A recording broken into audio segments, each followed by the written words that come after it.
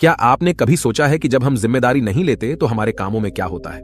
अक्सर हम अपनी क्षमताओं को कमजोर समझकर या डर और संदेह के चलते किसी चीज को करने से पीछे हट जाते हैं, बिना उसे आजमाने का मौका देने का। लेकिन क्या हम यह सोचते हैं कि ऐसे मौके पर हम कितना बड़ा मौका खो देते हैं? इस वीडियो में हम देखेंगे कि जब हम जिम्मेदारी से मुकरते हैं तो हम स्वयं को अपने पूरे पोटेंशियल को पहचानने और प्राप्त करने का मौका बर्बाद करते हैं। जिम्मेदारी लेने के बजाय हम अपने कामों को अधूरा छोड़कर स्वयं को नकारने से बचते हैं और इससे हमारे जीवन में निरंतर संकोच और आत्मसंकट की भावना बनी रहती है। ये वीडियो आपको यह सिखाएगा कि जब हम खुद पर और अपनी क्षमताओं पर विश्वास करते हैं तो हम किसी भी चुनौती का सामना कर सकते हैं और कैसे हमारे कामों में चमत्कार हो सकता है। तो चलिए बिना किसी देरी के कहानी शुरू करते हैं। एक छोटा सा गांव था। उस गांव में एक व्यक्ति रहा करता था। उस व्यक्ति को भी यही तकलीफ थी। वह हमेशा खुद की क्षमताओं पर शक किया करता था। वह हमेशा दुविधा में रहता था। जो काम वह करता था वह काम उसे बिल्कुल भी पसंद नहीं था। वह तो उस काम को केवल मजबूरी में किया करता था ताकि उसका घर परिवार आसानी से चल सके, उन्हें 2 वक्त की रोटी मिल सके, उनका पेट भर सके। और वह हमेशा सपनों में ही खोया रहता कि किसी न किसी दिन उसे बहुत सारा धन मिल जाएगा और वह उस नगर का सबसे अमीर आदमी बन जाएगा। उसके पास वह सब कुछ होगा जो एक धनी व्यक्ति के पास होता है। सारी सुख सुविधाएं होंगी। उसके पास किसी चीज की कोई कमी ना होगी। मन में यही ख्याल लिए वह हमेशा अपने भगवान की पूजा किया करता। वह हमेशा यही सोचा करता कि मेरे ईश्वर के आशीर्वाद से उसके जीवन में चमत्कार घटेगा और वह बहुत धनी व्यक्ति बन जाएगा। इसीलिए वह दिन रात सुबह शाम केवल अपने इष्ट की पूजा करता, उनकी भक्ति में खोया रहता। और जब भी कोई उसे किसी कार्य के लिए कहता तो वह यही कहता, जो होगा वही करेंगे, मैं भला कौन हूं, करने वाले तो सब वही है। लेकिन वास्तविकता में उसके मन के भीतर एक दुविधा थी। कुछ भी करने के लिए वह हमेशा दुविधा में फंसा रहता था। वह कभी किसी निर्णय पर पहुंच ही नहीं पाता था और जब भी वह किसी कार्य को पूर्ण नहीं कर पाता था तब भी उसके पास तरह तरह के बहाने हुआ करते थे। जैसे, मैंने तो बहुत कोशिश की किंतु यह कार्य पूर्ण हो ही नहीं सकता, यह कार्य करना तो असंभव है, यह कार्य बहुत कठिन है। इस तरह के उसके पास कई तरह के बहाने थे जिससे वह खुद को समझा दिया करता। उसकी पत्नी और उसके घर वाले उसे ताना मारा करते, उसे तरह तरह की बातें सुनाया करते, लेकिन वह व्यक्ति कुछ करने का नाम ही नहीं लेता था। एक दिन उसकी पत्नी उस व्यक्ति से कहती है, अरे तुम कुछ करते क्यों नहीं? आखिर हमारा परिवार ऐसे कब तक चलेगा? तुम जो मजदूरी करके पैसे लाते हो उसमें घर का खर्च नहीं चल पाता। आखिर तुम कुछ और काम क्यों नहीं करते? इस पर वह व्यक्ति कहता है, जैसे मालिक की इच्छा, वह जैसा रखना चाहेंगे हमें वैसे ही रहना होगा। मैं चाहे कितना भी प्रयास क्यों ना कर लूं, लेकिन मैं उससे अधिक धन नहीं कमा सकता जब तक कि मेरे मालिक न चाहें। एक दिन उसका बच्चा बहुत बीमार पड़ गया और उसे अच्छे इलाज की आवश्यकता थी, लेकिन उस व्यक्ति के पास धन नहीं था।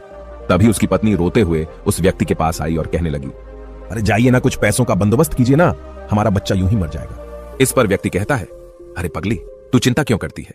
इससे कुछ नहीं होगा। मेरे ईश्वर मेरे साथ है और वह इसे बचा ही लेंगे। वह ऐसा कुछ नहीं होने देंगे। आखिर मैं उनकी इतनी पूजा करता हूं, दिन रात उनकी आराधना करता हूं, उनकी भक्ति करता हूं, इसलिए हमारे बच्चे को कुछ नहीं होगा। तू चिंता मत कर।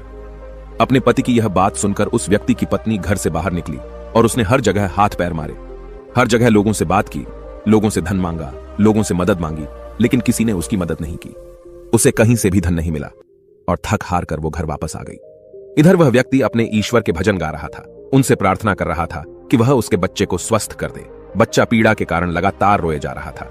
उसकी पीड़ा असहनीय होती जा रही थी, जिस कारण उसका चीखना चिल्लाना और भी बढ़ता जा रहा था। काफी समय तक वह बच्चा चीखता चिल्लाता रहा, लेकिन उस व्यक्ति को तनिक भी फर्क नहीं पड़ा और अचानक उस बच्चे का चीखना चिल्लाना बिल्कुल शांत हो गया। जैसे ही उस बच्चे की आवाज बंद हुई, यह देखकर वह व्यक्ति सोचने लगा कि लगता है मेरे प्रभु ने मेरे बच्चे को ठीक कर दिया। उसने प्रभु का धन्यवाद किया और कहा, मैं जानता था आप मेरे बच्चे को जरूर स्वस्थ कर देंगे। आखिर मैं आपकी इतनी पूजा करता हूं, आपकी इतनी आराधना करता हूं।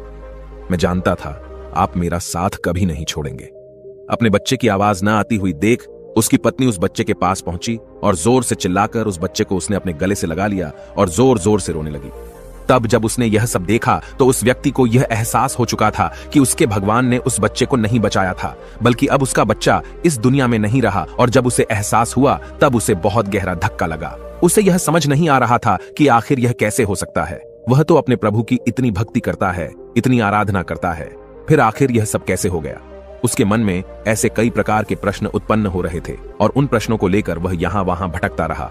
और ऐसे ही कई दिन बीत गए। दिन के बाद हफ्ते और हफ्तों के बाद महीने बीत गए, लेकिन अब तक उसे उसके प्रश्नों का कोई उत्तर नहीं मिला था। जब भी किसी से इसके बारे में बात करता तो हर कोई उसे केवल एक ही जवाब देता कि लगता है तुम्हारी भक्ति में कोई कमी रह गई थी।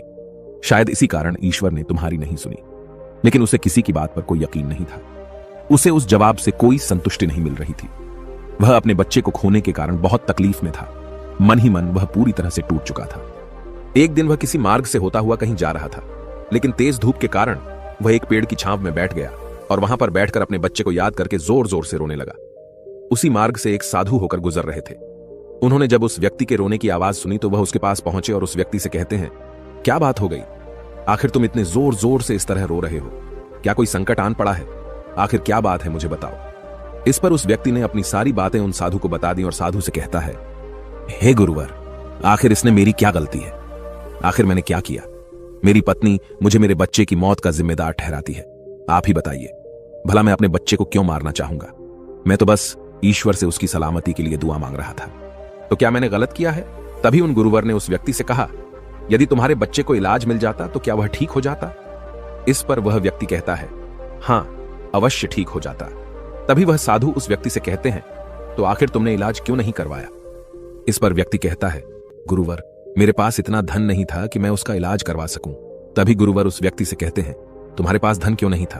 तभी वह व्यक्ति इसका जवाब देते हुए कहता है, गुरुवर, जहां मैं काम करता हूं वहां पर मुझे बहुत ही कम तनख्वाह मिलती है और इससे मेरा घर बड़ी मुश्किल से चल पाता है। ऐसे में मैं भला अधिक धन कहां से जोड़ सकता हूं? तभी वह व्यक्ति से कहते हैं, यदि तुम्हारी बच्चे की मृत्यु धन न होने के कारण हुई है तो तुम ईश्वर को क्यों दोष दे रहे हो? उसने तो नहीं कहा था कि तुम अधिक धन मत कमाओ। उसने तो तुमसे नहीं कहा था कि तुम वहीं पर काम करते रहो जहां पर तुम्हें कम तनख्वाह मिलती है। ईश्वर ने तो तुमसे नहीं कहा था कि तुम मेरे भरोसे बैठो।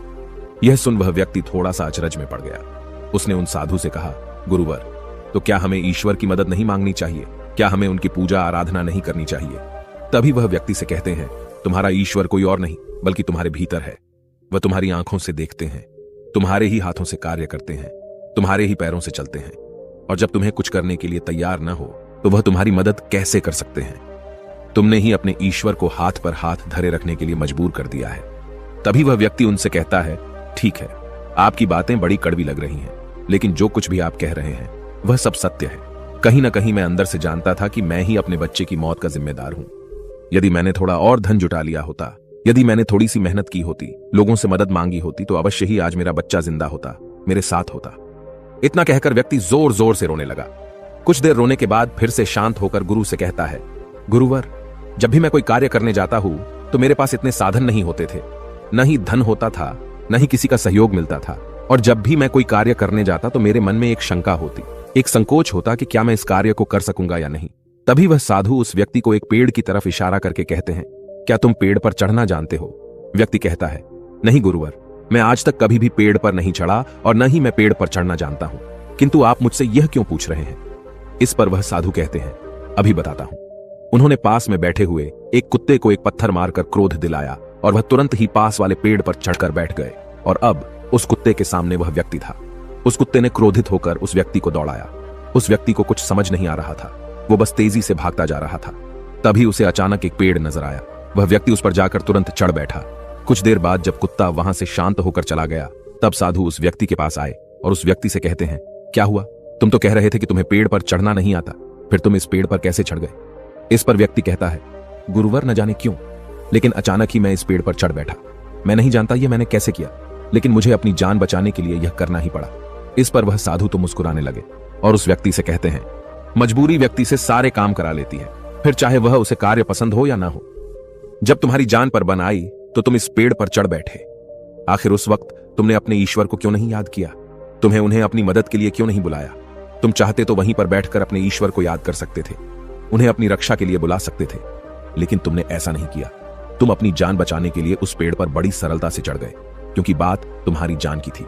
लेकिन जब तुम्हारे बच्चे की जान दांव पर लगी थी, तब तुम ईश्वर से आराधना कर रहे थे, उनसे प्रार्थना कर रहे थे कि वह तुम्हारे बच्चे की जान बचा लें। तुम अपने जिम्मेदारी से भाग रहे थे, पर अगर तुम उस जिम्मेदारी को निभाते तो आज हालत कुछ और होती। उन साधु की ऐसी कड़वी बातें सुनकर व्यक्ति मन ही मन और दुखी हो गया। वह जोर जोर से फूट फूट कर रोने लगा और कहता है, गुरुवर, आप सत्य कहते हैं, मैं ही अपने बच्चे की मौत का जिम्मेदार हूं। मुझे ऐसा नहीं करना चाहिए था, मुझे और अधिक धन जोड़ना चाहिए था। यदि मैंने ऐसा कर लिया होता तो मैं आज अपने बच्चे को बचा पाता, लेकिन अब क्या करूं, मुझे कुछ समझ नहीं आ रहा।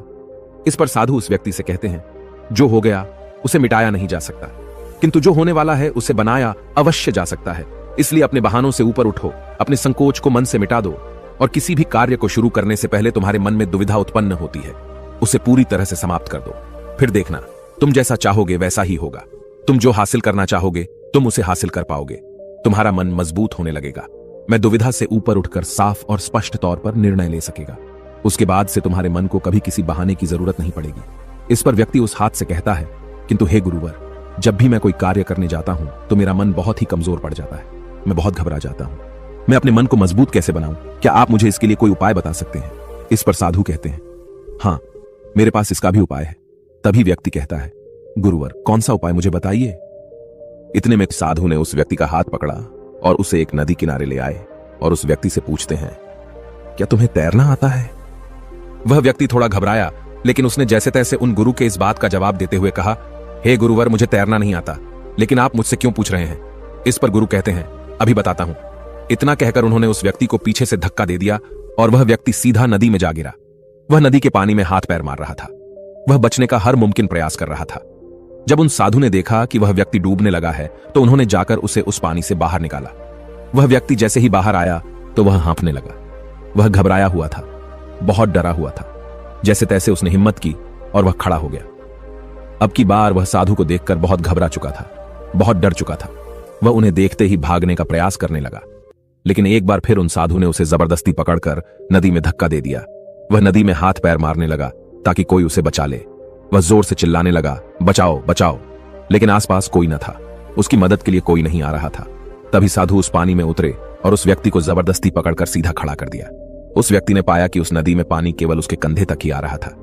इस पर वह साधु उस व्यक्ति से कहते हैं, अब तुम मुझे यह बताओ कि आखिर तुम इतने कम गहरे पानी में किस तरह से डूब कर मर सकते हो? यदि तुम चाहते तो सीधे खड़े होकर इस परिस्थिति का सामना कर सकते थे और तुम्हें यह भी एहसास हो जाता कि इस नदी में पानी केवल तुम्हारे कंधे तक ही है और तुम्हें इस तरह से इतनी मेहनत करने की कोई आवश्यकता न पड़ती। न ही तुम घबराते और न ही इस परिस्थिति से भागने का प्रयास करते। किंतु तुम्हें हमेशा से केवल एक डर का सामना किया है और वह यह है कि यदि तुम नदी में गिरे और तुम्हें तैरना नहीं आता तो तुम्हारी मृत्यु निश्चित है। और यही कारण है कि तुम सही स्थिति का पता नहीं लगा पा रहे थे। तुम यह तक पता नहीं लगा पाए कि आखिर इस नदी में पानी कितना गहरा है। एक बार फिर साधु उस व्यक्ति को नदी से बाहर लाए और थोड़ा देर इंतजार करने के बाद उन्होंने एक बार फिर उस व्यक्ति को उस नदी में धक्का दे दिया। अब की बार उस व्यक्ति को उस स्थिति का पता चल चुका था। वह यह जानता था कि अब जैसे ही वह अपने आप को स्थिर कर लेगा, जैसे ही अपने आप को अपने पैरों पर खड़ा कर लेगा, यह पानी केवल उसके कंधों तक ही आएगा। और उसने बिल्कुल ऐसा ही किया। वह सीधा खड़ा हो गया। तभी साधु उस व्यक्ति से कहते हैं, क्या तुम्हें अब अपने मन को मजबूत करने का मंत्र मिल चुका है या नहीं? इस पर वह व्यक्ति कहता है, हाँ, मैं समझ चुका हूं कि अपने मन को मजबूत किस तरह से किया जाए। आगे गुरुदेव उस व्यक्ति से कहते हैं, अब तुम समझे, इस दुनिया में कुछ भी करना इतनी बड़ी समस्या नहीं है। समस्या तो यह है कि हम कुछ करना ही नहीं चाहते। जब भी हमें डर लगे या कोई समस्या खड़ी हो तो हमें उसमें उतर कर देखना चाहिए, उसका आकलन करना चाहिए, उसे समझना चाहिए, जब तक कि वह समस्या संभावना न बन जाए और तुम्हारे भीतर से उस परिस्थिति का सामना करने का डर निकल न जाए। ऐसे ही हमारा मन मजबूत होता है। आज तुम्हारे पानी का डर समाप्त हुआ है, लेकिन वास्तविकता तो यह है कि तुम अब भी तैरना नहीं जानते और जब तक तुम तैरना नहीं जान सकोगे तुम गहरे पानी में उतर नहीं सकोगे। इसलिए मेरी एक बात हमेशा याद रखना, इस संसार में ऐसा कुछ नहीं है जो तुम नहीं कर सकते।